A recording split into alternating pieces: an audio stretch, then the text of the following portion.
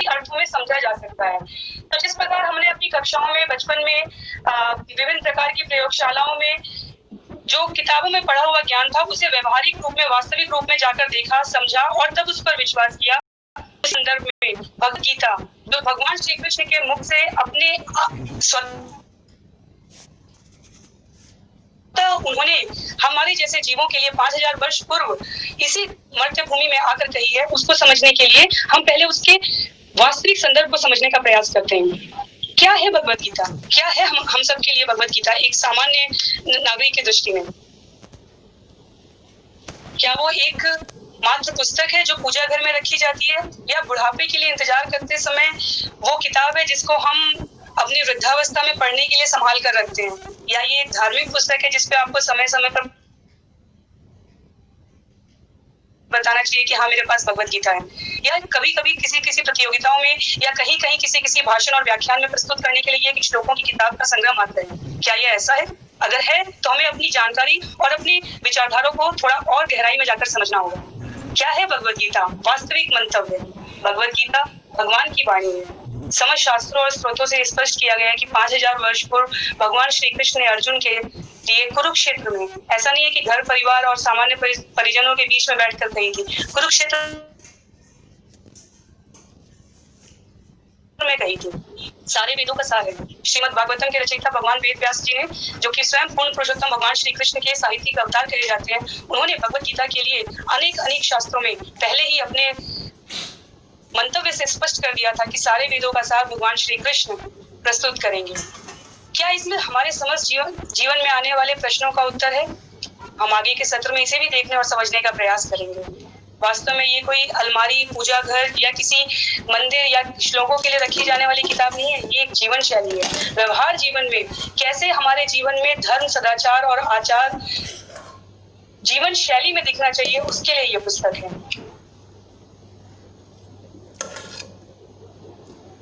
अगर मुझे उम्मीद है ज्यादातर लोगों को यह स्पष्ट भी होगा कि भगवद गीता कहाँ से आती है, लेकिन बहुत ही सरल पुनरावृत्ति के लिए कहना चाहूंगी कि वेद व्यास ने जब महाभारत की रचना की थी तो उन्होंने उसमें से हमें 2 ग्रंथ दिए हैं। एक है श्रीमद् भागवतम और दूसरा है श्रीमद् भगवद गीता। श्रीमद् भागवतम जिसमें 18,000 श्लोक हैं और श्रीमद् भगवद गीता जिसमें 700 श्लोक है। इन दोनों का स्रोत महाभारत है, जिसे हमारे यहाँ पंचम पुराण कहा गया है, जिसमें अपने आप में स्वयं 1 लाख श्लोक होते हैं। अगर आप इन संख्याओं को देखें तो हमें से ज्यादातर लोगों को पता होगा कि इसमें 4 पात्र हैं। भगवान श्री कृष्ण जिन्होंने इन 700 श्लोकों में 574 श्लोक कहे हैं, अर्जुन जिन्होंने 84 प्रश्न पूछे हैं या अपने मंतव्य को स्पष्ट करने का प्रयास किया है, संजय ने 41 श्लोक कहे हैं और धृतराष्ट्र ने प्रथम अध्याय का प्रथम श्लोक, एक श्लोक श्रीमद् भागवत गीता में कहा है। हरे कृष्णा। हरे कृष्णा। तो अब हम जानते हैं कि हमें भगवत गीता क्यों जानना चाहिए। ठीक है, तो आप लोग बहुत ही जिज्ञासु हैं, बड़ी संख्या में जो है आप YouTube पे लाइव देख रहे हैं। तो हमें समझना चाहिए कि ये जानने को इकट्ठा क्यों की, आपको और लोगों से क्यों अलग करती है ये भगवत गीता समझने की प्रवृत्ति। तो हितोपदेश में कहा गया है, आहार निद्रा भय मैथुनम च समानेता पशुभिः निरानाम् धर्मो ये तेषाम् अधिको विशेष धर्मणहीना पशुभिः समानाः। तो इसका तात्पर्य इस प्रकार से, आहार, निद्रा, भय और मैथुन ये तो इंसान और पशु में समान है। इंसान में विशेष केवल धर्म है, अर्थात बिना धर्म के लोग पशु तुल्य हैं। तो यही जो प्रवृत्ति है, देखिए हम और जानवरों में यही अंतर है कि हमारे और जानवरों, पहले हम देख लेते समानता क्या क्या है। तो क्या क्या समानता है हमारे और जानवरों में? हम भी खाते हैं, जानवर भी भोजन करता है। हम प्लेट में खाते हैं, कुत्ता जो है वो फ्लोर पे खाता है। लेकिन अगर जो चावल दाल या सब्जी रोटी हम खाएंगे, हमें जो पोषण मिलेगा वही पोषण जो है किसी पशु को भी मिलेगा। निद्रा, हम भी सोते हैं, जानवर भी सोते हैं। जानवर जो है फर्श पे सोते हैं, हमें गद्दों की आवश्यकता होती है, बिस्तर की आवश्यकता होती है, और हम भी सोते हैं। भय, हमें भी भय लगा रहता है किस चीज़ का? खोने का।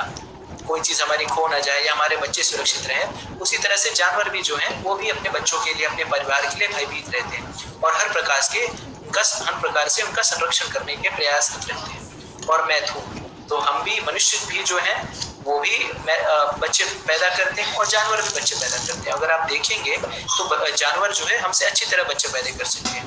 मनुष्य कितने बच्चे पैदा करेगा एक बार, कितनी प्रोजेनी करेगा, एक या दो।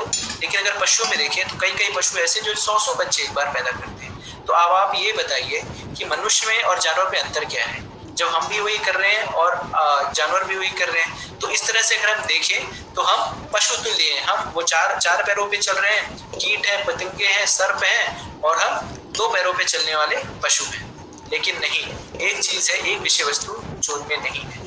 वो विषय वस्तु क्या है? वो सोचने की क्षमता। सोचने की क्षमता, क्या सोचने की क्षमता? कि मैं कौन हूँ, कष्ट क्यों मेरे ऊपर आ रहे हैं, क्या करना चाहिए मुझे, दुख के क्या कारण है। ये सब चीजें जानवर नहीं सोच सकते। और सबसे महत्वपूर्ण बात जो जानवर नहीं जान सकते या सोच समझ सकते, वो कि मेरे जीवन का उद्देश्य क्या है। ठीक है, तो इस तरह से ये सारी जो चीजें हमें और जानवरों में अंतर करती है।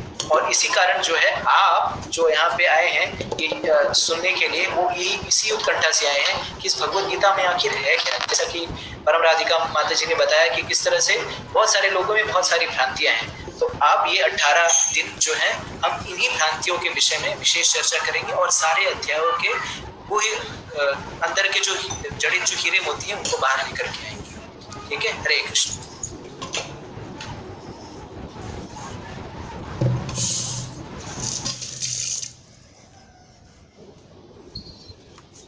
यह जानने के पश्चात कि मनुष्य और जानवरों में जो मूलभूत अंतर है वह चेतना का है।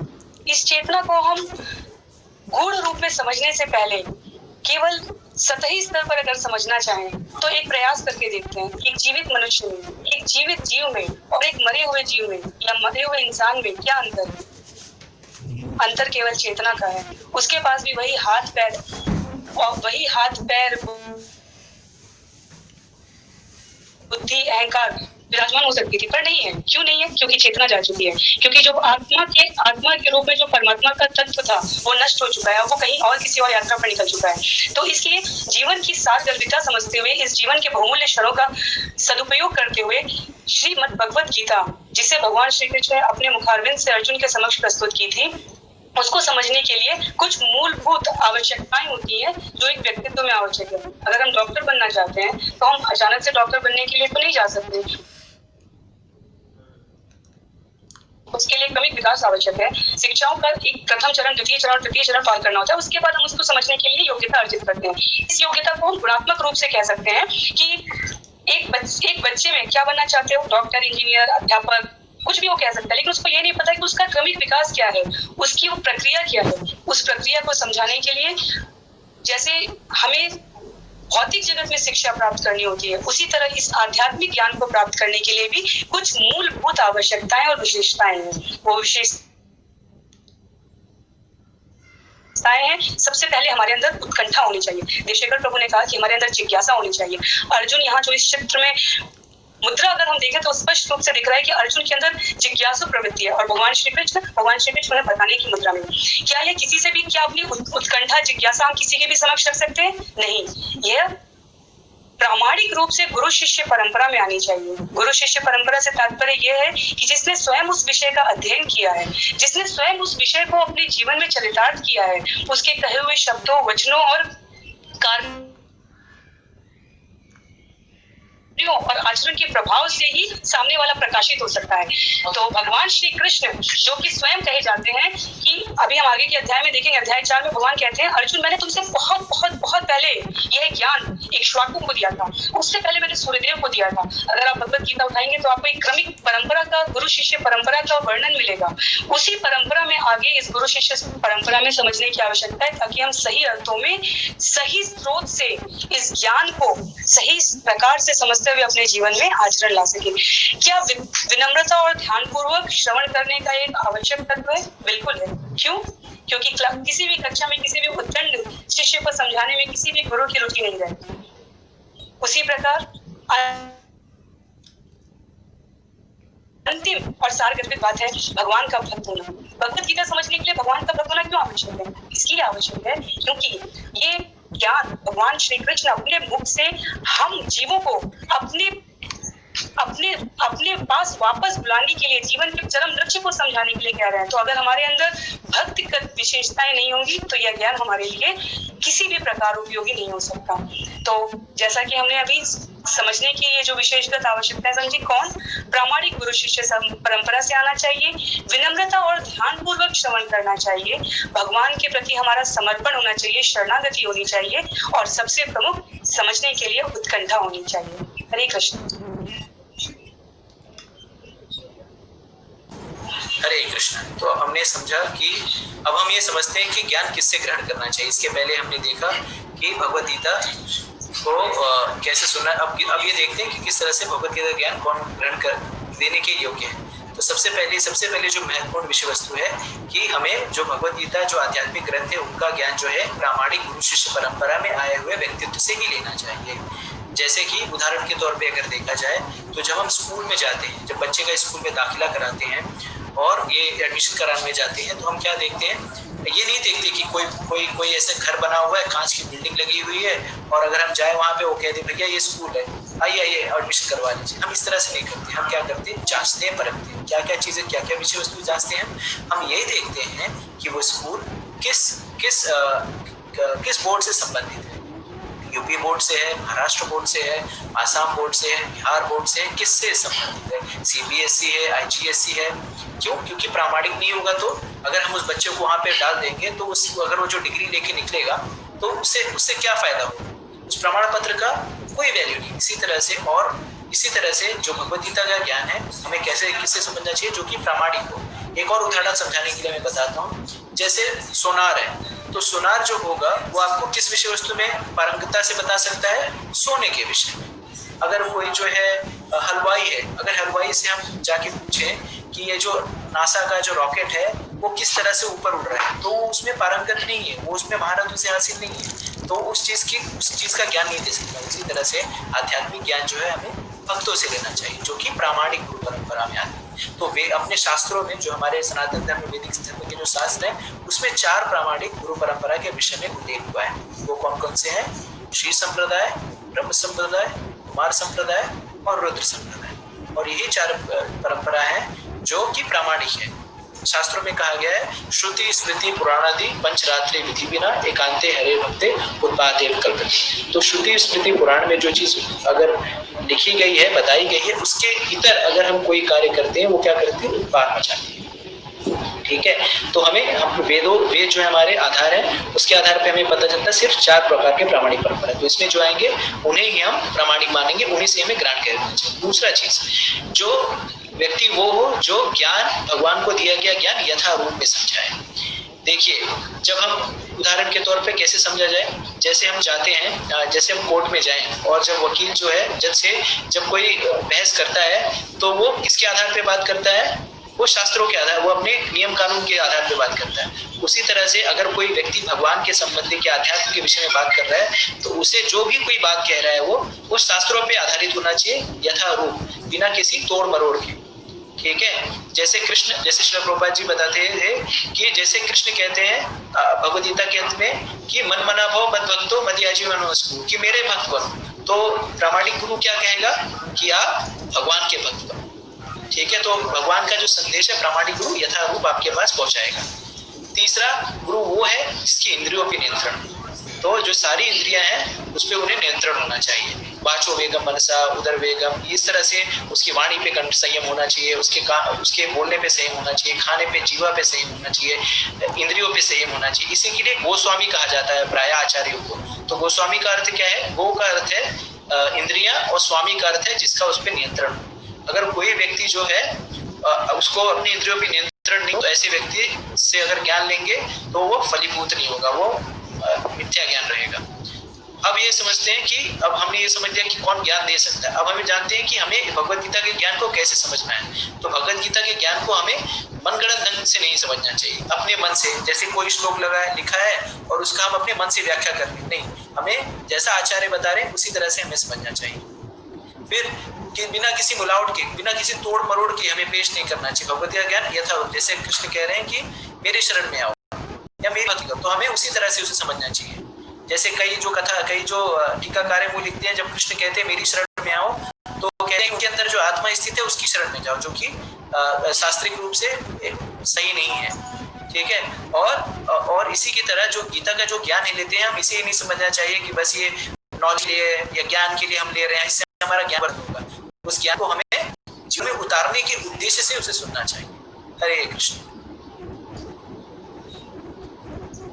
यहाँ दो बातें बहुत महत्व की हैं। पहला, हमने कहा कि हमें सिर्फ इसलिए नहीं लेना चाहिए क्योंकि ये कोई आध्यात्मिक ज्ञान है। ऐसा कोई भी ज्ञान हमारे किसी भी काम का नहीं है अगर वो हमारे व्यवहारिक जीवन में शामिल ना हो सके। भगवत गीता का हमने जगह जगह पर लोगों को प्रयोग करते हुए देखा है। कर्मण्येवाधिकारस्ते सर्वधर्मान् परित्यज्य मामेकं शरणं व्रज। अनेकों प्रकार से इन श्लोकों की अपने मनगढ़ंत तरीके से व्याख्याएं की जा रही हैं। इसलिए हमारे लिए समझना ये आवश्यक है कि ऐसा कोई भी ज्ञान हमारे किसी काम का नहीं है जिसको तोड़ मरोड़ के सिर्फ अपने फायदे के लिए प्रयोग किया जाए। अतः हमें अगर उसे अपने व्यवहारिक जीवन में, वास्तविक जीवन में सही स्रोत से लाना है तो हमें उसे सही तरीके से समझना होगा। और क्यों समझना होगा? अर्जुन कह रहे हैं भगवत गीता को ही क्यों सही तरीके से समझना है और कैसे प्रमाणित करें कि यह वास्तविक ज्ञान है।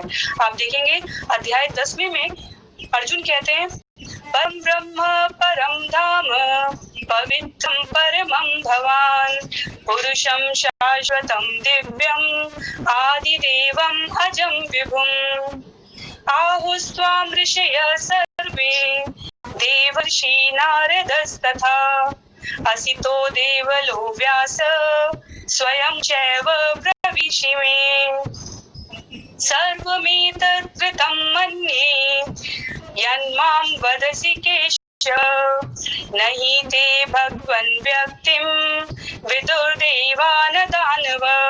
अर्जुन कह रहे हैं आप भगवान परम धाम पवित्रतम परम सत्य हैं और मैं नहीं कह रहा हूँ कि वही है। इसलिए नहीं कह रहा हूँ कि आप मेरे परम मित्र हैं, इसलिए कह रहा हूँ क्योंकि नारद, असित, देवल, व्यास जैसे महामुनि आपके संदर्भ में इस सत्य की पुष्टि करते हैं और अब आप स्वयं मुझसे यह घोषणा करवा रहे हैं।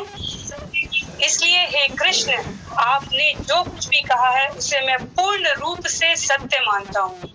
तो समझने का स्तर हमारा अर्जुन के स्तर पर होना चाहिए। अर्जुन ने जब ज्ञान सुना तो अर्जुन ने ये नहीं कहा कि अर्जुन को शंका थी, अर्जुन कृष्ण के पास गया। अर्जुन को समस्या थी, अर्जुन कृष्ण के पास गया। अर्जुन के पास जिज्ञासा थी, अर्जुन कृष्ण के पास गया। तो जब आपको श्रद्धा विश्वास इन दो तत्वों के साथ किसी विषय को समझने में अभिरुचि आ जाए तो समझ जाइए कि जीवन में भक्ति आ चुकी है। और भक्ति के माध्यम से, जैसा शेखर प्रभु ने कहा, भक्ति के माध्यम से, भक्ति भाव से ही भगवत गीता को सही तरीके से वास्तविक जीवन में सम्मिलित करने का प्रयास जो करता है वही भगवत गीता को सही अर्थों में समझने का अधिकारी हो जाता है। हरे कृष्ण। हरे कृष्ण। तो हमने समझा कि भगवत गीता का समझने का कौन अधिकारी है, भगवत गीता का ज्ञान देने का कौन अधिकारी है। अब हम सबसे महत्वपूर्ण विषय वस्तु समझते हैं भगवत गीता की, जो कि प्रायः लोगों को नहीं पहुंच पाती प्राय लोगों के पास। भगवत गीता को लोग बहुत सतही स्तर पर देखते हैं कि ये जो है एक मॉरल पुस्तक है जिसमें खाली हमें ज्ञान बताया गया, अच्छा करो, बुरा करो, क्या लेके आए थे, हाँ क्या लेके जाओगे, खाली हाथ जाए थे, खाली हाथ जाओगे। इस तरह की जो तरह तरह की भ्रांतियां हैं वो लोगों के मध्य में। तो हम देखते हैं ये चीज जो है, अब देखते हैं कि भगवत गीता किन 5 तत्वों के ऊपर इर्द गिर्द घूम रही है, जो कि जानना बहुत जरूरी है। तो भगवत गीता में 5 तत्व हैं सबसे पहले। तो भगवत गीता में सबसे पहले ये बताया जाता है कि ईश्वर कौन है, भगवान कौन है, फिर जीव कौन है, फिर प्रकृति क्या है, काल क्या है, कर्म क्या है। तो आइए हम ऐसे संक्षेप में आपको बता देता हूँ इसके विषय में, इन 5 तत्वों के विषय में पूरी भगवत गीता इसी के इर्द गिर्द घूमेगी।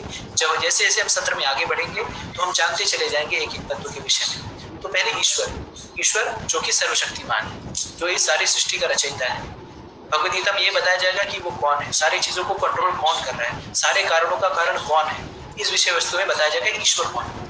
जीव कौन है, जीव कौन है, इसके विषय बताया जाएगा कि जीव है कौन। तो ईश्वर और जीव में ये अंतर है कि ईश्वर जो है वो विभु है और जीव जो है वो लघु है, ठीक है। उसके बाद जाता है प्रकृति। ये भौतिक प्रकृति क्या है, जिसे कि प्राय अप्रपंच तरीके में क्या कहा जाता है, माया। जैसे हम लोग सब कह देते हैं माया है, सब मोह माया, सब मोह माया है, लेकिन वो प्रकृति है क्या, उसके विषय में हम देखेंगे। और प्रकृति कितने प्रकार की, उसके विषय में भी हम देखेंगे।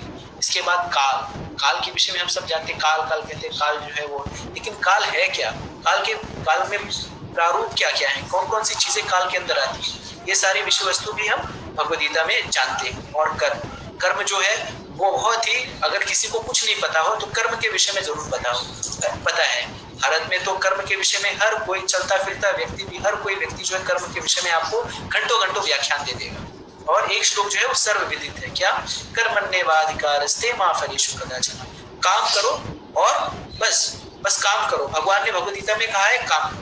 हम इस भ्रांति को भी देखें कि भगवान भगवद गीता में कर्म के विषय में क्या कह रहे हैं, कर्म कितने प्रकार के होंगे, ठीक है। तो इन सारी विषय वस्तुओं का भगवद गीता में बहुत ही विस्तारित रूप से वर्णन किया गया है। और इन 18 अध्यायों में अगर आप अंत तक अगर सुनेंगे तो ये सारी जो चीजें हैं वो ऐसे जैसे मोती जो होती है वो जैसे निकलता है बाहर, उसी तरह से ये सारी चीजें जो मोती की तरह बाहर निकलेंगी। और ये ज्ञान का मोती जो है आपको जीवन भर बहुत लाभ देगा। हरे कृष्ण। जैसा कि अभी हमने समझा, भगवत गीता के पूरे जितने भी प्रकरण हैं, इन अध्यायों को अगर आपको 5 वर्गों में करना है समझने के लिए कि भगवत गीता में क्या समझाया गया, ईश्वर, जीव, प्रकृति, काल और कर्म। ईश्वर प्रभु ने कहा कर्म के विषय में समझा जाएगा, कर्म के प्रकार समझे जाएंगे, अकर्म, विकर्म, कर्म, प्रकृति सिखाई जाएगी, सतोगुण, रजोगुण, तमोगुण, जीव बताया जाएगा, जीव और ईश्वर का क्या अंतर है। हमने एक आचार्य की एक पुस्तक में पढ़ रखा है, जीव कहते हैं जो गलती करता ही करता है। प्रकृति जिसे ईश्वर ने बनाई है, ईश्वर अपने आप में, वर्ड यूज होता है, शब्द करते हैं हम लोग फ्लॉलेस है। प्रकृति कभी अव्यवस्थित नहीं रहती। सूर्य आज नहीं कहेगा कि कल मेरा उदित होने का मन नहीं है, या चंद्र नहीं कहेगा कि आज रात को मैं नहीं आऊंगा। प्रकृति, जीव, ईश्वर, काल और कर्म, इस व्यवस्था को स्पष्ट शब्दों में हमारे जीवन में समझाने के लिए श्रीमद् भागवत गीता भगवान कृष्ण द्वारा जो की गई है, आप सबके सामने प्रस्तुत करने का प्रयास किया जा रहा है। अगर हम अध्यायों की बात करें कि इन 5 विषयों के द्वारा जो पूरे भगवत गीता को अपने आप में समाहित किया हुआ है, उनके द्वारा अगर इस विषय वस्तु का जो पृष्ठभूमि तैयार हो रहा है, उसके मूल में क्या है, अगर हम अपने व्यवहारिक जीवन में बात करके देखें तो किसी भी विषय जिसके बारे में हम कुछ जानते नहीं है, पहले क्या आती है, पहले शंका आता है। ओह, क्या सच में चंद्रमा पर जीवन संभव है? क्या सच में पहले जब हमारे यहाँ संचार के इतने सारे माध्यम नहीं थे और लोग दूर दूर से एक दूसरे विषय में संबंध, जब चित्र नहीं उपस्थित होते थे, लोग शंका होती थी, क्या यह वास्तव में है? शंका से जिज्ञासा का जन्म होता है। अगर है तो कैसा होगा, अगर नहीं है तो कैसे किया जा सकता है? और जब जिज्ञासा आती है तो उसके बाद समाधान आता है। अर्जुन ने जब भगवान श्री कृष्ण से प्रश्न पूछने शुरू किए तो वो शंका के स्तर पर किए थे। पूरी भगवत गीता के अगर आप क्रमिक वर्गीकरण को देखेंगे तो अध्याय 1 से 6 तक कर्म योग की बात हो रही है। कर्म, क्योंकि अर्जुन को कर्म करने में ही शंका है। सबसे पहले युद्ध करूं, नहीं करूं, करूं तो क्यों करूं, अगर करूंगा तो क्या परिणाम होगा, अगर वो परिणाम होगा तो वो देश, काल, परिवार के हित में होगा कि अहित में होगा। विभिन्न प्रकार की शंकाओं के साथ पहले अध्याय से लेके 6वें अध्याय तक अर्जुन भगवान श्री कृष्ण से प्रश्न किया जा रहा है।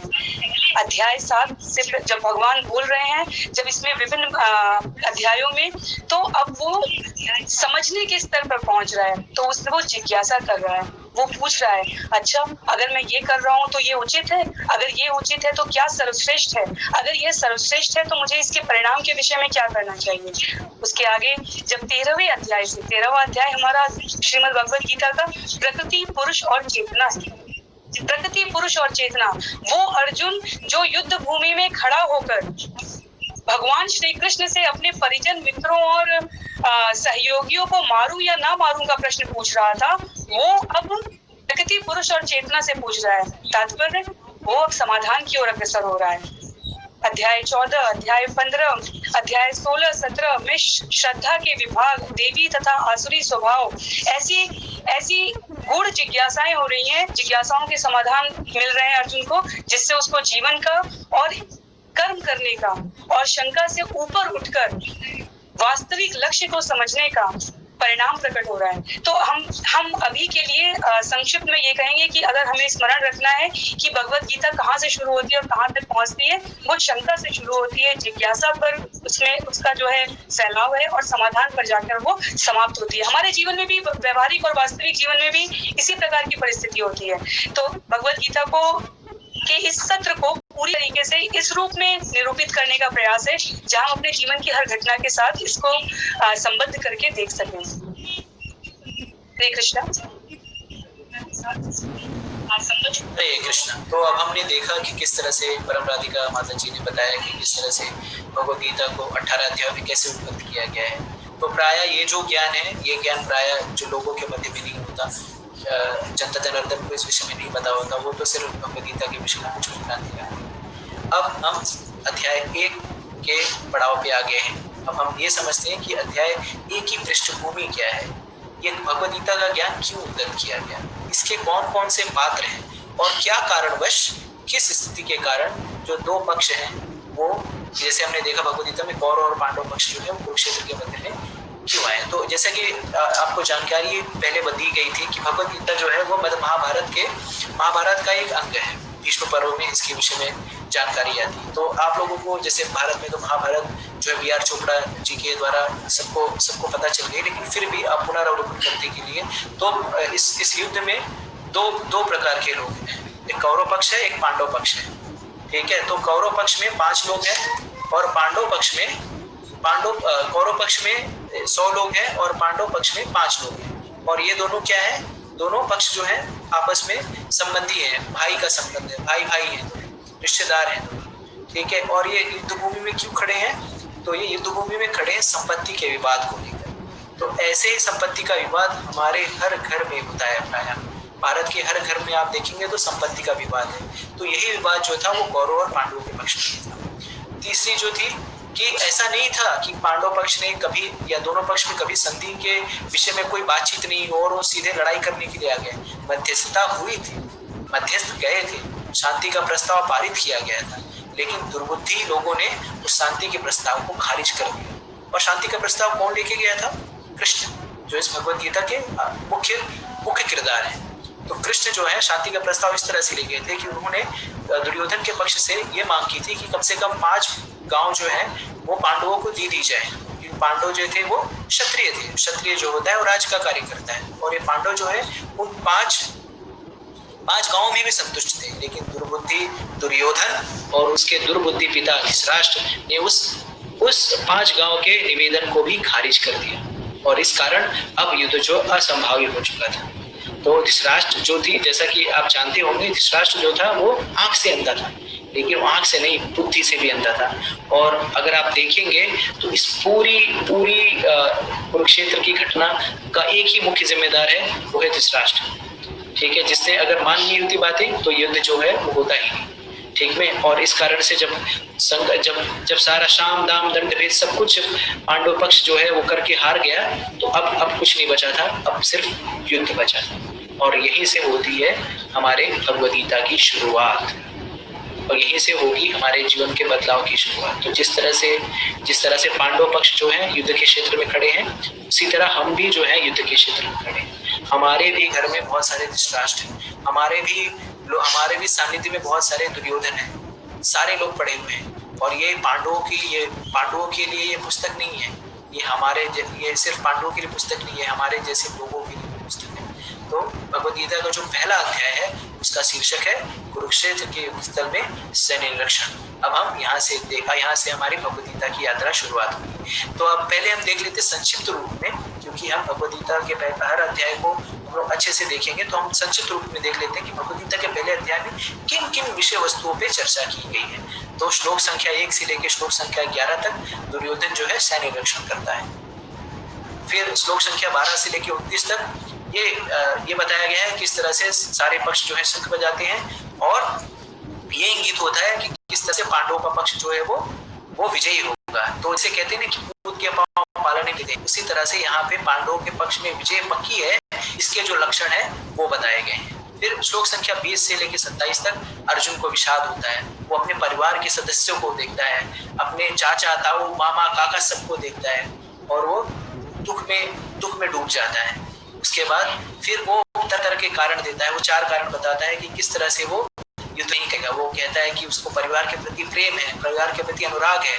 वो कहता है कि किस तरह से अगर परिवार के सारे लोग युद्ध स्थल में मारे जाएंगे तो मैं कैसे इस चीज को एंजॉय करूंगा, कैसे इसका आनंद होगा। प्राय हम लोग भी नौकरी करते हैं, इकट्ठा करते हैं, अगर हमने बहुत सारा धन इकट्ठा कर लिया हो, हमारे पास गाड़ी, बंगला, बैंक बैलेंस सारा कुछ हो, लेकिन अगर हमारे पास लोग ही नहीं हो उस चीज को आनंद भोगने के लिए, तो उस धन का क्या लाभ। और यही जो विडंबना जो है अर्जुन के समक्ष भी प्रस्तुत थी। अब उसके पास युद्ध करने का संपत्ति तो चाहिए थी, अब उसके लिए युद्ध करना पड़ेगा और युद्ध में अपने सगे संबंधियों को मारना पड़ेगा। ये विडंबना सारे लोगों के जीवन में है। फिर वो पाप का भय देता है, अब वो इस युद्ध से बचना चाहता है। ये इतने कारण क्यों दे रहा है? वो क्षत्रिय था, युद्ध कर सकता है नहीं, लेकिन वो युद्ध बचाना चाह रहा है। ये किस कारण है? तो ये उसके वैष्णव होने के कारण है। वो उसे भक्त होने की मनोदशा को प्रस्तुत करता है। और यही जो भक्ति भाव, यही जो करुणा का जो भाव है, वही हमें भक्ति में आगे ले जाते हैं। तो करुणावश जो है जीवों के प्रति हिंसा नहीं करने के कारण वो उस तरह के तर्क दे रहा है जिससे यह युद्ध अभी भी टल जाए। और वो जब सारे लोग मारे जाएंगे तो परिवार की परंपरा को कौन संभालेगा, रीति रिवाजों को कौन संभालेगा, वो भी कारण दे रहे हैं। और अंततः जो है अर्जुन जो है पूरी तरह से निराश और हताश होकर अपने सारे अस्त्रों को त्याग देता है। तो यही हमारी स्थिति है। अब हम देखते हैं कि किस तरह से इस चीजों को और विस्तार में देख पाएंगे। हरे कृष्ण। चैतन्य चरितामृत में एक श्लोक आता है जिसमें कहा गया है, माया मुक्त जीवे नाही स्वत कृष्ण ज्ञान, जीवे रे कृपाए कैला कृष्ण वेद पुराण। हम सोचते हैं इस श्लोक का तात्पर्य है कि हम जो जीव है उन्होंने अपने संबंध को अपने परमेश्वर के साथ जो हमारा चिरचिरात्मक संबंध है उसको भुला दिया है और भौतिक कार्यों में निमग्न होकर हम सोच रहे हैं, और इसलिए हमारा वो संबंध पुनः हमें नवीन करना है। तो अब जब भगवत गीता के इस प्रथम अध्याय के प्रथम श्लोक का ये चित्र हम देखते हैं तो सबसे पहले क्या आता है, इसमें क्या नया है, क्या नया बताया जा रहा है भगवत गीता में। भगवत गीता के इस सत्र में कुछ भी नया बताने का प्रयास नहीं है। ये कोई पौराणिक कहानी नहीं है जो आपके सामने नए रूप में प्रस्तुत की जा रही है। ये भगवान श्री कृष्ण के मुख से कही गई बात है। जीव को प्रतिदिन प्रति क्षण अपना संबंध भगवान के साथ पुनः स्थापित करते हुए इस व्यवहारिक जीवन का सार समझना है। और ये स्थिति जो धृतराष्ट्र के सामने है, जो अर्जुन के सामने है, जो संजय धृतराष्ट्र को युद्ध क्षेत्र से देखते हुए कैसे भगवान श्री कृष्ण, अर्जुन, दुर्योधन और सभी सेना नायक वहां पर खड़े होकर अनिर्णय या निर्णय की स्थिति के बीच झूल रहे हैं, प्रस्तुत कर रहा है जो संजय धृतराष्ट्र को, वो हमारे लिए भले ही कहानी रूप में सुनने के लिए नया नहीं है, पर उन श्लोकों में जो भगवान श्री कृष्ण ने कहा है उनका अर्थ हमारे लिए नए तरीके से समझा जाएगा ताकि हम उसे व्यवहारिक जीवन में कर जाए। क्या कहा जा रहा है? धृतराष्ट्र उवाच धर्म क्षेत्रे कुरुक्षेत्रे संवेतायुयुत्सव मामका पांडवाश्चैव किम अकुर्वत संजय। भगवत गीता के प्रथम अध्याय के प्रथम श्लोक के प्रथम शब्द की शुरुआत होती है धर्म क्षेत्र। ये धर्म का क्षेत्र है। जैसा कि हमने कहा, शंका, धृतराष्ट्र भगवत गीता के इस पूरी पृष्ठभूमि में वो ऐसा प्राणी है जो पूरे जीवन शंका में ही डावाडोल होता रहा। कहने के लिए वो शारीरिक रूप से अंधा था, लेकिन हमारे पास प्रमाण उपलब्ध है कि कैसे शास्त्रों ने विभिन्न घटनाओं में महाभारत की ये प्रमाणित किया है कि धृतराष्ट्र केवल आंखों से अंधा नहीं था, वो बुद्धि और ज्ञान से भी अंधा था। क्यों था? उसने शब्द प्रयोग किया है धर्म क्षेत्र। क्या उसे पता नहीं है कि धर्म किसके साथ है? क्या उसे मालूम नहीं है कि कुरुक्षेत्र में युद्ध की इच्छा से खड़े मेरे तथा पांडु के पुत्रों के साथ क्या होने वाला है? क्या उसको इसकी अनुभूति नहीं है?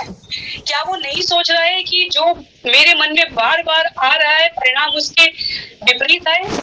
क्या वो ये नहीं सोच पा रहा है कि कहीं ऐसा तो नहीं कि मेरे वंश का विनाश हो जाएगा?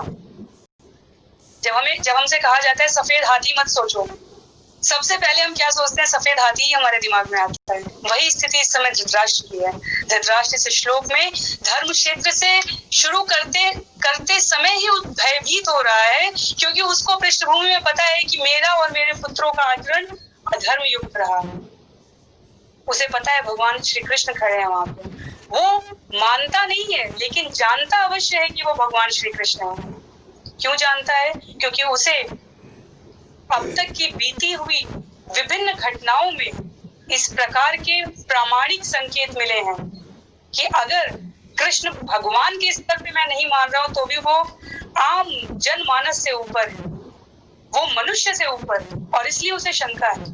दुर्योधन जिसने हर मौके पर हठपूर्वक धृतराष्ट्र से अपने पक्ष में घटनाओं का परिणाम लेना चाहा, वो दुर्योधन जिसको धृतराष्ट्र ने कभी सही गलत धर्म और अधर्म नहीं बताया, वो प्रश्न करता है धर्म क्षेत्र। यहाँ से ही शुरुआत होती है हमारी, जिस पृष्ठभूमि पर हम खड़े हैं आज, वहां पे हमें सबसे पहले इस श्लोक से अपने आप में ये समझना चाहिए कि हमारे जीवन में जब भी किसी ऐसी परिस्थिति में खड़े होने की और विचारणीय मौका आए कि क्या यह करनी है या नहीं करनी है, तो विचार करना चाहिए पृष्ठभूमि क्या है। क्या मैं जो करने जा रहा हूँ या जा रही हूँ वो हमारे शास्त्रों में बताए हुए धर्म सम्मत तरीके से है? क्या मैं जो आचरण कर रहा हूँ या कर रही हूँ वो धर्म सम्मत तरीके से है? यदि है तो हम अर्जुन की तरफ खड़े हैं, यदि नहीं है तो हमें अपने आसपास के लोगों से इस बात का विश्वास चाहिए कि मेरे तथा पांडु के पुत्रों ने क्या किया। संजय से पूछते हुए धृतराष्ट्र के चेहरे की परेशानी इस दृश्य में इसलिए परिलक्षित की जा रही है और इस पर इतना जोर इसलिए दिया जा रहा है कि हम इसे वापस अपने जीवन में कनेक्ट कर सकें कि क्या स्थिति है हमारी।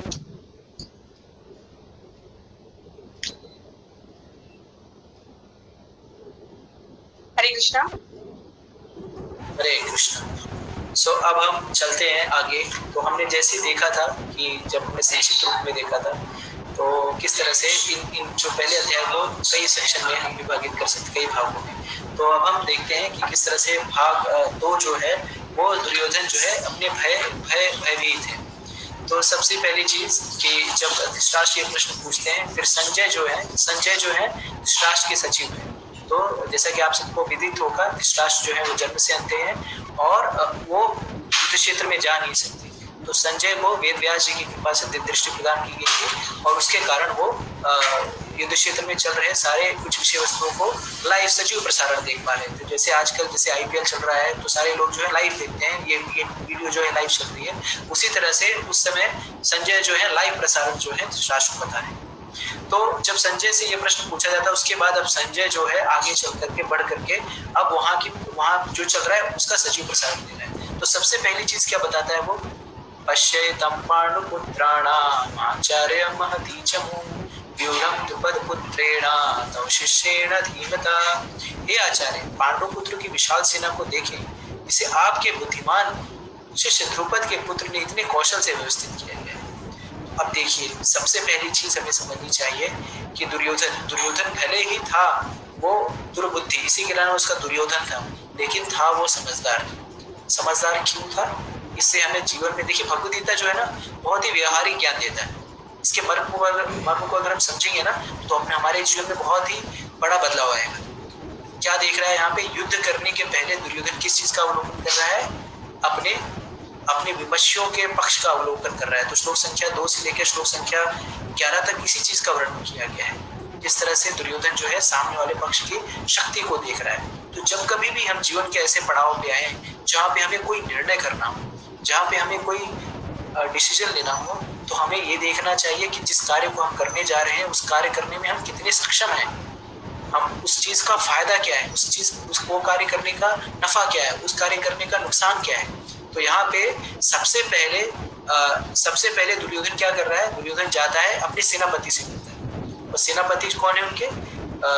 द्रोणाचार्य जी। तो द्रोणाचार्य को क्या कह रहा है? द्रोणाचार्य को कह रहा है कि वो देखिए सामने की जो सेना है उसने कितनी अच्छे से वीर रचना की है, और वीर रचना किसने की है?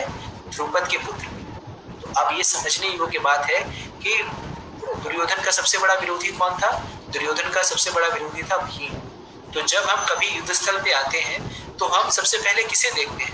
हमारा जो धूर विरोधी होगा उसी की तरफ हम देखेंगे, उसी को हम निहारेंगे। लेकिन यहाँ पे दुर्योधन जो है उसके उलट कर रहा है। वो किसे दिखा रहा है? द्रुपद के पुत्र को दिखा रहा है। तो अब ये क्यों दिखा रहा है? इसके पीछे के रहस्य को हमें जानना चाहिए, क्योंकि वो द्रुपद के पुत्र की ओर इंगित कर रहा है। तो इतिहास में ऐसा पता चलता है कि द्रुपद का पुत्र कौन है? धृष्टद्युम्न। ठीक है। और जैसा कि धृष्टद्युम्न के जो पिताजी हैं द्रुपद और द्रोणाचार्य, ये दोनों साथ में गुरुकुल जाया करते थे। तो एक ही गुरुकुल में साथ में थे। वहां पे दोनों की बहुत मित्रता थी, और मित्रता के के कारण ध्रुपद, क्योंकि राजा का लड़का था, उसने कहा कि जब मैं राजपाट लूंगा तो अपना राज्य जो है, आधा राज्य आपको प्रदान करूंगा। इसके बाद जब वो राजा बना तो अपनी बात से मुकर गया और द्रोणाचार्य को उसने लज्जित किया। उसके उपरांत द्रोणाचार्य ने कसम खाई कि मैं इस अपमान का बदला लूंगा। कालांतर में द्रोणाचार्य जो है वो पांडवों के शिक्षा गुरु बने और शिक्षा देने के बाद गुरु दक्षिणा में उन्होंने ये मांगा कि जाओ और ध्रुपद को आप लोग गिरफ्तार करके ले आओ। तो पांडव जाते हैं और उसे गिरफ्तार करके ले आते हैं और द्रोणाचार्य अपने पुत्र अश्वत्थामा को उसके आधे राज्य का राजा बना देते हैं। ध्रुपद को ये बात जो है बहुत ही अखर जाती है कि उसको अपमानित किया गया। वो एक यज्ञ करता है और यज्ञ में वो ऐसा वरदान चाहता है कि मुझे ऐसा पुत्र प्राप्त हो जो इस द्रोणाचार्य का वध करे। देखिए, द्रोणाचार्य का वध करे, वो उसे पुत्र भी प्राप्त होता है, वो बड़ा भी होता है धृष्टद्युम्न। और ध्रुपद जो है धृष्टद्युम्न को लेकर शिक्षा दीक्षा लेने के लिए किसके पास जाता है? द्रोणाचार्य के पास। द्रोणाचार्य को ये पता रहता है कि यही लड़का जो है मेरी मृत्यु का कारण बनेगा, फिर भी द्रोणाचार्य ने उसे सारी शिक्षा दीक्षाएं दी बिना किसी भेदभाव के। तो हम कभी ऐसा कर पाएंगे? कभी ऐसा नहीं कर पाएंगे। अगर हमें किसी से खतरा हो, हम उसे अपने ज्ञान दे पाएंगे? नहीं दे पाएंगे। लेकिन ये पहले के जमाने के संस्कार थे, ठीक है, कि अगर कोई शिष्य आ रहा है तो उसे हमें ज्ञान देना ही, भले वो मेरी मृत्यु का कारण बने। तो इस तरह से अब यहाँ पे क्योंकि पांडव जो थे वो द्रोणाचार्य के बहुत प्रिय थे, तो दुर्योधन जो था वो बहुत ही बड़ा राजनीतिज्ञ था। वो क्या कर रहा है, यहाँ पे द्रोणाचार्य के क्रोध को उकसाने का प्रयास कर रहा है कि ये देखिए आप कितने मूर्ख हैं। कटाक्ष में वो कैसा कह रहा है कि आप कितने मूर्ख हैं। वो देखिए, आपने ये जो शिक्षा दीक्षा जो है दे दी ध्रुपद के पुत्र को, और वो देखिए उसी शिक्षा दीक्षा के कारण ये व्यू रचना कर दी है। तो मैं आपसे ये कहना चाहता हूँ कि आप जो है अपनी युद्ध कौशल में कोई ढिलाई मत बरतें, ठीक है।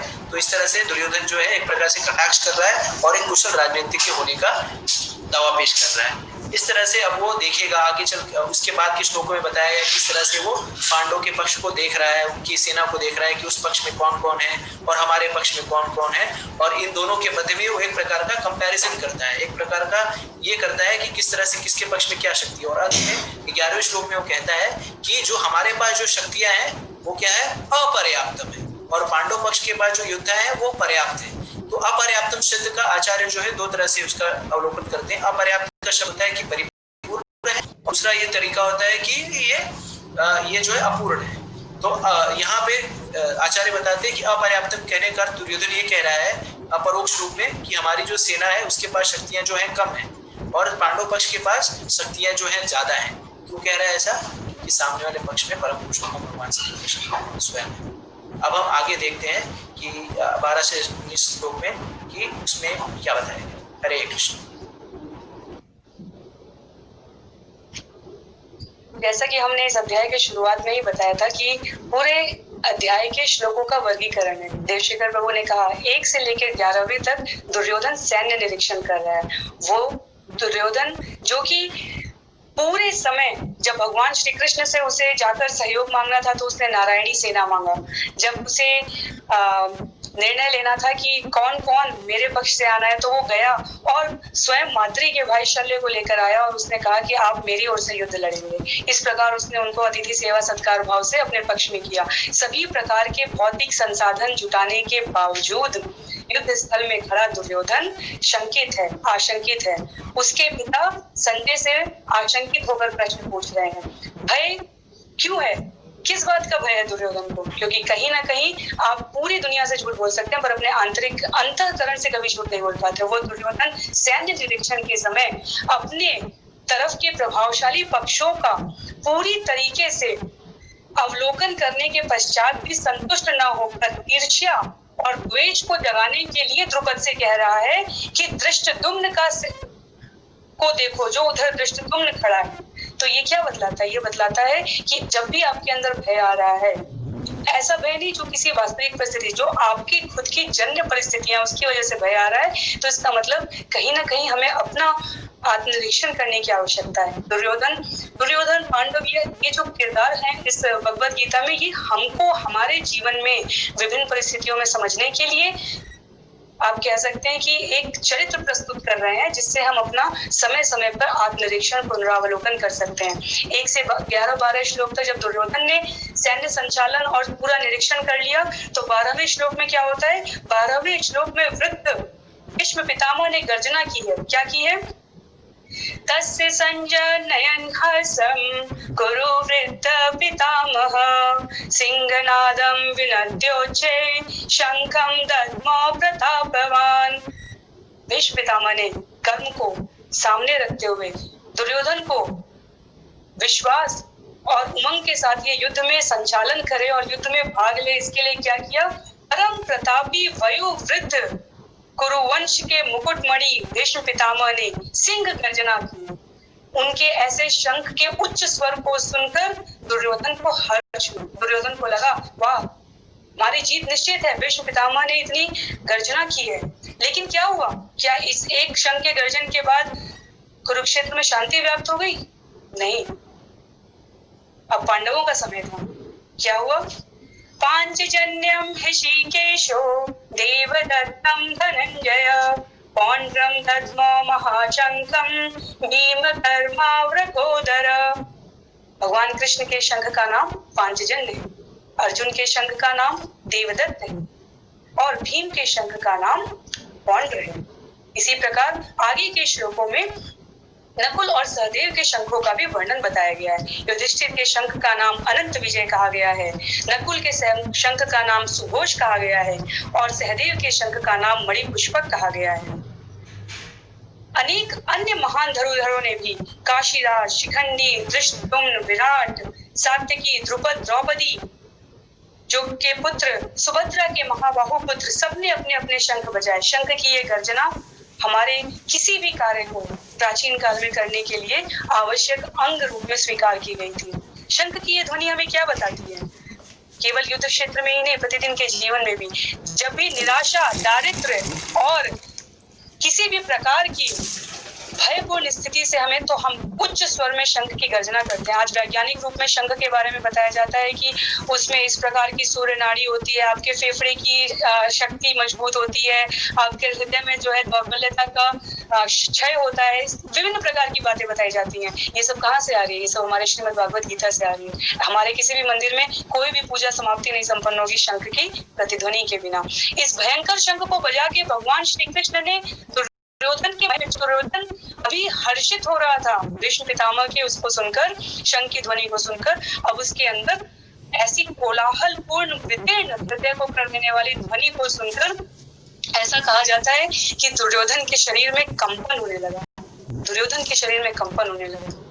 ये श्लोक 12 से 19 तक का श्रीमद् भगवत गीता के अध्याय 1 का ये क्रम शंख के द्वारा दोनों पक्षों द्वारा अपनी शक्ति की उपस्थिति का हुंकार करने के साथ साथ अर्जुन के हृदय को हम सबके समक्ष हमारे जीवन से किस प्रकार किसी भी क्षण और किसी भी घटना में हमें उस क्रम को समझने के लिए आवश्यक है, वो थाने का प्रयास है।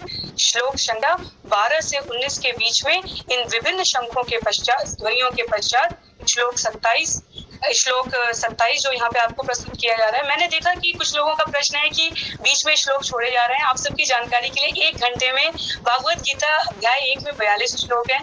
केवल अगर ये गीता पाठ नहीं हो रहा है, यहाँ पे गीता के से जो धर्म समझाया गया है उसके मर्म को समझने का प्रयास है। यहाँ पे धर्म के मर्म को समझने का प्रयास है, इसलिए सभी श्लोकों को यहाँ पर नहीं प्रस्तुत किया जाएगा। हम इसको संक्षेप में समझने का प्रयास कर रहे हैं। तो देवशेखर प्रभु ने आपको पहले ही बता दिया था, 1 से 11 तक आपको दुर्योधन की सैन्य निरीक्षण का पता चलेगा, 12 से 19 तक आपको शंख का बजना और पांडवों के विजय चिन्ह प्रस्तुत किए गए हैं। अब 20 से 27 में अर्जुन का विषाद एवं युद्ध के प्रति उसकी क्या अनिश्चितता है, इस भूमिका को समझने का आपके सामने संक्षेप में प्रस्तुत करने का हमारा ये प्रयास किया गया। हरे कृष्ण। हरे कृष्ण। तो हमने देखा कि किस तरह से भगवान ने जो शंख बजाया उसके विषय में क्या कहा गया है, प्रयास किया गया। हरे कृष्ण। हरे कृष्ण। तो हमने देखा कि किस तरह से भगवान ने जो शंख बजाया उसके विषय में क्या कहा गया है, क्या लिखा जा रहा है, दिव्य शंख। तो ये क्या होता है? ये दिखाता है कि विजय जो है वो पांडव पक्ष की निश्चित है। क्यों निश्चित है? कि पांडवों के पक्ष में धर्म क्या है? धर्मम तो साक्षात भगवत। तो जहाँ पे भगवान होते हैं, कृष्ण होते हैं, जहाँ पे धर्म होता है वहीं पे विजय। ठीक है। और भगवान के दिव्य शंख बजाने की वजह से क्या हो गया, जो दुर्योधन का पक्ष था वो डर गया। तो जैसे जब पुलिस, आजकल तो सायरन बंद हो गए हैं, लेकिन पहले जब सायरन हुआ करता था तो जब गाड़ियों में, पुलिस की वैन में जब सायरन बजता था तो जो अच्छे लोग होते हैं वो कहीं नहीं जाते थे, वो खड़े रहते थे, लेकिन जो चोर उचक्के होते हैं वो तुरंत भाग गए। तो उसी तरह से जब भगवान के दिव्य शंख का सायरन बजा तो इन चोरों की घंटी जो है, हृदय जो कांप गया। ठीक है, तो कई बार देखिए पुलिस वाले ऐसे केस को सॉल्व कर देते हैं जिससे उनका लेना देना ही नहीं होता। क्यों? क्योंकि जैसे कोई पुलिस को देखता है तो जो चोर प्रवृत्ति का रहता है वो भागेगा। उसी तरह से यहाँ पे दुर्योधन, धृतराष्ट्र के जो चोर पुत्र थे, उनके हृदय जो है वो कांप उठे। अब हम देखते हैं कि उसके बाद अर्जुन ने किया। तो क्या श्लोक संख्या 20 श्लोक संख्या 27 तक अब अर्जुन जो है, अब अर्जुन आता है। अभी तो दुर्योधन ने देखा कि सेना कैसी है, अब अर्जुन देखना चाहता है कि सामने वाले पक्ष में कौन कौन है। तो जैसा मैंने कहा कि किस तरह से दुर्योधन जो है वो कुशल राजनेता है, कुशल राजा है, उसी तरह से अर्जुन भी अपनी कुशलता का प्रदर्शन कर रहा है। वो अपने आप को युद्ध में ऐसे ही नहीं झोंक देना चाहता है, वो देखना चाहता है कि सामने वाले पक्ष में कौन है, और इसलिए वो कृष्ण को कहता है, हे अच्युत, मुझे अब दोनों पक्षों के मध्य में ले चलो, वहां से मैं देखूंगा कि कौन कौन से लोग आए हैं धृतराष्ट्र के पुत्र के साथ युद्ध में लड़ने के लिए। ठीक है, जब वहां पे जाता है, उसके मध्य में रहता है, तो क्या देखता है? अपने रिश्तेदारों को देखता है, अपने ताऊ को देखता है, अपने चाचा को देखता है, अपने भाई को देखता है, अपने गुरु को देखता है, अपने स्वजनों को देखता है, मामा, साले, ससुर, सब रिश्तेदारों को देखता है, अपने पुत्रों को देखता है, दुर्योधन के पुत्र जो उसके पुत्र है, सारे रिश्तेदारों को देखता है, पितामह को देखता है। और जब इतने सारे लोगों को युद्ध क्षेत्र में देखता है तो सोचता है कि इतने सारे लोग किस लिए आए हैं? उस धन के लिए, उस प्रॉपर्टी के लिए? अरे ये क्या है? और जब इतने सारे लोगों को देखता है कि ये सारे लोग क्या करने पे उतारू हैं? मरने मारने पे उतारू। युद्ध क्षेत्र में कोई वॉलीबॉल नहीं खेलने गए कुरुक्षेत्र, वहां पे वो युद्ध करने गए। संपत्ति का युद्ध है, वहां पे विश्व के राजा आए हैं, इसके लिए संपत्ति के युद्ध को संभालने के लिए। जब इतने सारे लोगों को देखता है, अपने स्वजनों को देखता है, तो वो अभिभूत हो जाता है, करुणा से भर जाता है, और इस कारण से वो समझ नहीं पा रहा है कि करूं तो क्या करूं। और जैसे यही स्थिति हमारे साथ भी होती है, जैसा कि मैं बार बार कहते आ रहा हूँ, भगवद गीता जो बहुत ही व्यवहारिक ज्ञान है, हमारे जीवन में भी इसी तरह का अनिर्णय की स्थिति हर पग पे आती है, हर क्षण पे आती है। जब हमें अपने संबंधियों के साथ कोई निर्णय लेना होता है तो हम समझ नहीं पाते कि करें क्या। यहाँ पे देखिए तो हमारे ये भी रिश्तेदार हैं, यहाँ पे देखिए तो हमारे माता पिता हैं, यहाँ पे देखिए तो ये हमारी पत्नी है, यहाँ पे देखिए तो हमारे भाई हैं। मैं किस पक्ष में जाऊं? भाई का पक्ष लूं तो माता गुस्सा हो जाए, माता का पक्ष लूं तो पत्नी गुस्सा हो जाए, तो मैं क्या करूं? मैं किस पक्ष में रहूं? मेरे लिए क्या सही है? और इस तरह से हम अवसाद में गिरते जाते हैं। और इसी तरह का जो अनिर्णय है वो अर्जुन के भी जीवन में है। और इसी तरह से अर्जुन जो है वो अवसाद, ये मत समझिए कि ये अर्जुन के लिए ज्ञान, ये हमारे जैसे अर्जुनों के लिए ये भगवद गीता का ज्ञान। ठीक है, तो इस सेक्शन में जो 20 से लेकर 27 में अर्जुन जो है अपने सारे परिवार के सदस्यों को देखता है और निर्णय में फंस जाता है। तो व्यवहारिक रूप से अगर हम समझे तो हम भी उसी अर्जुन की स्थिति में हैं जो जीवन के हर पड़ाव में अनिर्णय से ग्रसित हैं। और ये भगवद गीता का ज्ञान अगर हम अच्छे से समझेंगे तो हम उस अनिर्णय की स्थिति से, उस अवसाद की स्थिति से बाहर निकलेंगे। हरे कृष्ण।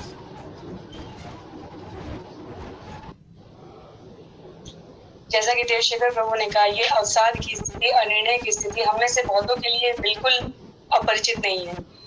क्या करूं, क्या नहीं करूं, क्या सही है, क्या गलत है, ऐसी कौन सी प्रवृत्तियां हैं जो हमें इस प्रकार से सोचने के लिए मजबूर करती हैं? वो प्रवृत्तियां है ज्ञान का सही परिप्रेक्ष्य में हमारे जीवन में संचालन ना होना, सही समय पर सही ज्ञान का स्मरण ना होना। क्यों होता है ऐसा इसलिए कह सकते हैं कि हर व्यक्ति के अंदर एक दूसरे के ऊपर जीतने की या द्वेष ब्राह्मणस्य की जाए। कई बार अच्छे भले मनस परिवारों में भी हमने ऐसी दुविधा की स्थिति देखी है।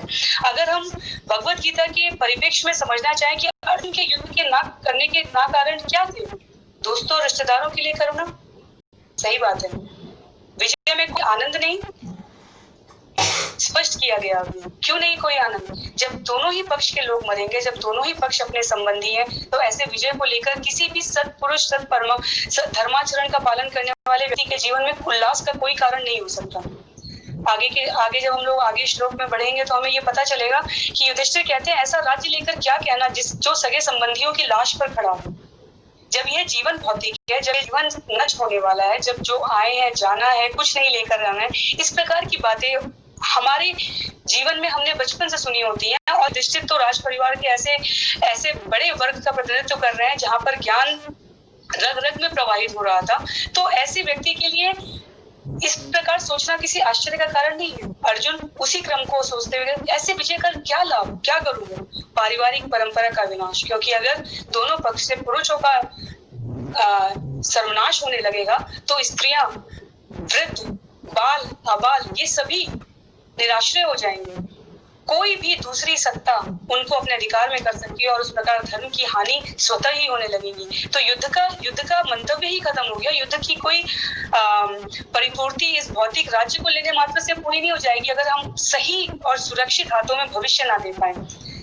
प्रश्न आता है, प्रथम 3 कारण तो ठीक है, लेकिन पाप का डर और उलझन ये अर्जुन को क्यों?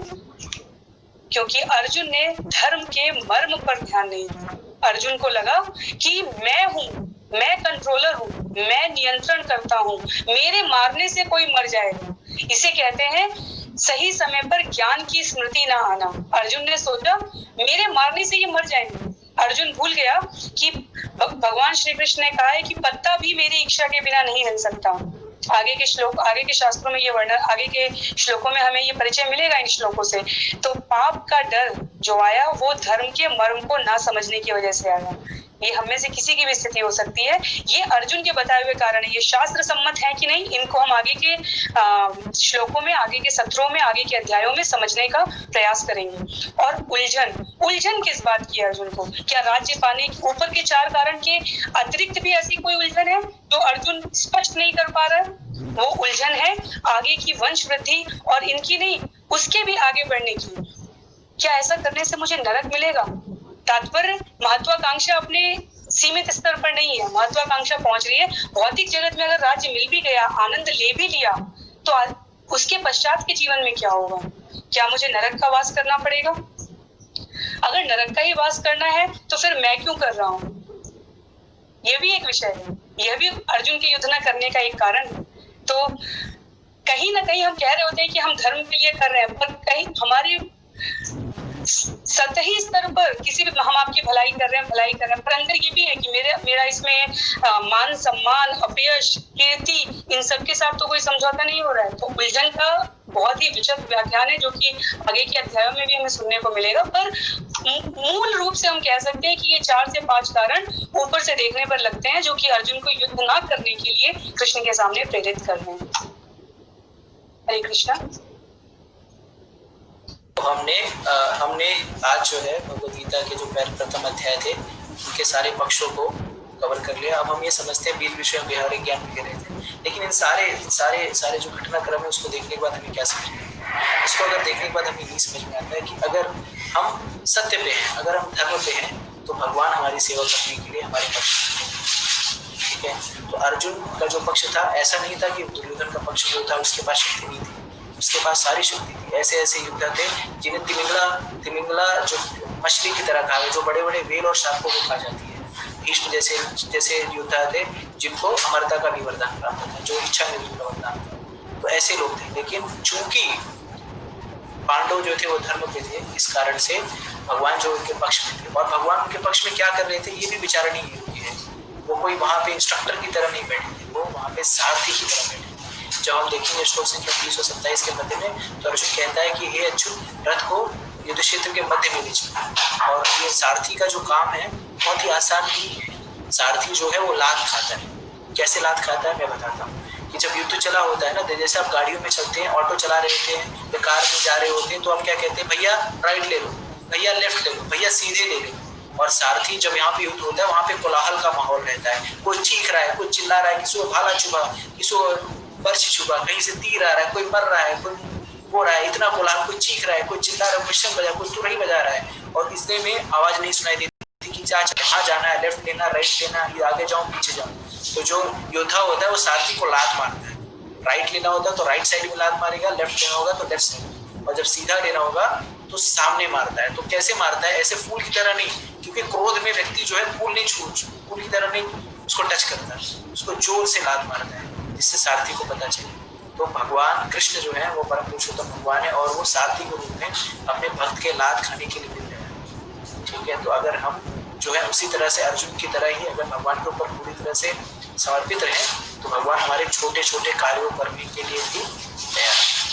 ठीक है, और तो यहाँ पे को व्यवहारिक था, तो यहाँ पे हम ये जो पहला अध्याय है वो ऐसे मोड़ पे आके खत्म होता है जहाँ पे अब अर्जुन जो है उसने सारे कारण से परमराधिका माता जी ने सारे कारण बताए कि किस कारण से अर्जुन युद्ध नहीं करना चाहता। वो सब सारे कारण देने के पश्चात अर्जुन जो है वो अब हताश और निराश उसने अपना धनुष जो है गांडीव जो है रख दिया है और अब रख के वो सर पे हाथ रख के अब बैठ गया और यहीं पे हमारा जो है प्रथम अध्याय समाप्त होता है। हरे कृष्ण। तो यहीं पे जो है अध्याय समाप्त होता है कि जहाँ पे अर्जुन को अब समझ में नहीं आ रहा है और यही हताशा की स्थिति हमारे बीच में है। कभी हम बहुत से गाली खा के आएंगे तो हताश हो जाएंगे, कभी बॉस कह देगा कि निकाल दूंगा तो हताश हो जाएंगे, कभी बीवी कुछ कह देगी तो हताश हो जाएंगे, कभी पड़ोसी कुछ कह देंगे तो हताश हो जाएंगे, कभी माता पिता कुछ कह देंगे तो हताश हो जाएंगे और इस तरह हमारा पूरा जीवन जो है इसी हताशा में निकल जाता है। इस हताशा से बाहर निकलने में हमारी पूरा जीवन चला जाता है। लेकिन जिस तरह से अर्जुन जो है वो हताशा में स्टार्ट हुआ और समाधान में खत्म हुआ, तो जिस तरह से हमने पहले देखा किस तरह से चीजें शुरू होती है जिज्ञासा से और समाधान होता है, उसी तरह से भगवत गीता में ये जो पहला अध्याय यहाँ पे हमारा जीवन चालू हो रहा है हताशा में। हम सारे लोग हताश में, लेकिन जब हम इस भगवत गीता के 18 अध्याय को जब पढ़ के खत्म करेंगे तब आपके जीवन में एक समाधान होगा, इसकी पक्की गारंटी है। ये इसके लिए नहीं कह रहा हूँ कि मैं कह रहा हूँ, ऐसा आचार्यों ने कहा है, ऐसा गुरु परंपरा में है, प्रामाणिक आचार्यों ने कहा है और चूंकि ये भगवान की वाणी है तो भगवान से अच्छा कोई समाधान कोई दे ही नहीं सकता। भगवत गीता के 5वें अध्याय के 29 श्लोक में कृष्ण कहते हैं भोक्ताराम यज्ञतापसाम सर्वलोक महेश्वरम सुविरदम सर्वभूतानां यत्वाम शांति रक्षति। सुविरदम सर्वभूतानां, भगवान जो है सबके सुहृद है और समाधान कौन दे सकता है आपको? जो आपका सुहृद। तो यहीं पे हम इस अध्याय के व्याख्या को समाप्त करते हैं। अगर आपके कुछ प्रश्न यूट्यूब पे हम देखेंगे कौन कौन से प्रश्न हैं, उन प्रश्नों को उसमें से समय के देखते हुए हम 9:08 हो गए हैं तो हम अगले 5-7 मिनट 3-4 सवाल प्रश्न लेंगे और उसके बाद अगर जो प्रश्न बच जाएंगे उसे आप संजो करके रखिए। उसे हम जब 18 दिन खत्म हो जाएंगे उसके बाद एक विस्तृत हम प्रश्न उत्तर सत्र रखेंगे जहाँ पे पूरे समय आपके सिर्फ प्रश्न और उत्तर का ही निराकरण किया जाएगा। ठीक है, और अब हम प्रश्न उत्तर के सत्र में जाते हैं और यूट्यूब पे देखते हैं कुछ प्रश्न है। आपके जो भी कमेंट है जिज्ञासा है आप दे सकते हैं ग्रुप में, जो एडमिन से व्हाट्सएप ग्रुप में आप हैं। आपको अगर कोई जिज्ञासा है तो एडमिन से कांटेक्ट कर सकते हैं या तो 1-2 नंबर दिए गए उनसे कांटेक्ट कर सकते हैं, उनको व्हाट्सएप पे पिंग कर सकते हैं और उनसे निराकरण कर सकते हैं कि आगे के सत्रों में जुड़ने के लिए आपको हर दिन एक नई लिंक दी जाएगी। ये जो जीव जागो चैनल है इस पे सारे जो सेशन होंगे और जीव जागो चैनल है इस पे सारे सेशन होंगे और आपको जो है रोज जो है महारथ धृष्टद्युम्नो विराटश्च सात्यकीश्च पराजित द्रुपदो द्रौपदेयाश्च सर्वशः पृथ्वीपते सौभद्रश्च महाबाहो शंखान् दद्मो पृथक् पृथक्। श्री प्रभुपाद यहाँ तात्पर्य में बताते हैं, हे राजन, कुंती पुत्र राजा युधिष्ठिर ने अपना अनंत विजय नामक शंख बजाया, नकुल सहदेव ने सुघोष एवं बड़ी पुष्पक शंख बजाए, महान धनुर्धर काशीराज, परम योद्धा शिखंडी, धृष्टद्युम्न विराट, अजेय सात्यकी, द्रुपद द्रौपदी के पुत्र तथा सुभद्रा के महाबाहु पुत्र, इन सब ने अपने अपने शंखों के कोलाहलों से दुर्योधन के हृदय को विदीर्ण कर दिया। तो आप इसके विस्तार में पढ़ सकते हैं, ये गीता का सार बता दिया है। तो आप लोग थोड़ी प्रतीक्षा करिए अगले सत्रों की। और जैसा कि हमने कहा 1 घंटे में आपको हर श्लोक के उच्चारण और तात्पर्य के साथ नहीं बताया जा सकता, लेकिन आपको जो सामग्री उपलब्ध कराई जाएगी और जो सार रूप में हम प्रस्तुत करना चाह रहे हैं उससे आपको विषय वस्तु की जानकारी कम से कम प्रारंभिक से माध्यमिक स्तर तक अवश्य हो जाएगी। आगे कि ये कुरुक्षेत्र में जब दोनों सेनाएं कौरव और पांडव युद्ध के लिए सामने खड़े हैं तो भगवान श्री कृष्ण ने अर्जुन को जो उपदेश दिया है, उनकी प्रश्नों और शंकाओं का समाधान किया है, वो भगवत गीता है। 700 श्लोकों में हमें जो है 18 अध्यायों के माध्यम से ये जो प्रश्न शंका और समाधान प्रश्नोत्तरी की गई है उसे भगवत गीता कहा गया है। जो श्रीमद् भागवतम है उसके मूल में उसकी शुरुआत हो रही है, क्योंकि महाराज परीक्षित उन्होंने जो है 7 दिन में उनको मृत्यु का श्राप मिला था और वो सुखदेव गोस्वामी के मुख से कही गई है उसमें 18,000 श्लोक हैं और उन 18,000 श्लोकों को 10 स्कंद में 12 स्कंद में मूल रूप से कहा जाए तो समाहित किया गया है, जिसमें सृष्टि के निर्माण, सृष्टि के प्रलय वो बहुत ही बृहद ग्रंथ है। और ये आपको शब्दों में लग सकता है कि भगवत गीता और भागवतम समान स्तर पे हैं, आध्यात्मिक स्तर पे इनमें कोई अंतर नहीं है, लेकिन अगर आप घटना विवेचना और पूरे विषय वस्तु के संदर्भ में समझना चाहें तो इसमें बहुत विशाल अंतर है। यह एक घटना मात्र का प्रस्तुतिकरण है भगवत गीता, जिसमें पूरे जीवन के प्रश्न उत्तरों को समाहित किया गया है।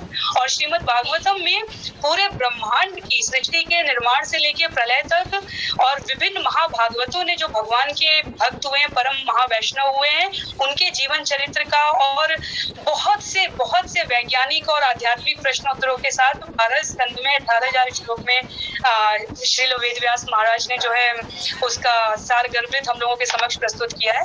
तो आप ये समझ सकते हैं कि कहाँ 700 श्लोक हैं और कहाँ 18,000 श्लोक हैं। तो 18,000 श्लोक वाले ग्रंथ का नाम श्रीमद् भागवतम है, जिसे पंचम पुराण भी कहते हैं, और ये 700 श्लोक श्रीमद् भागवत गीता है। तो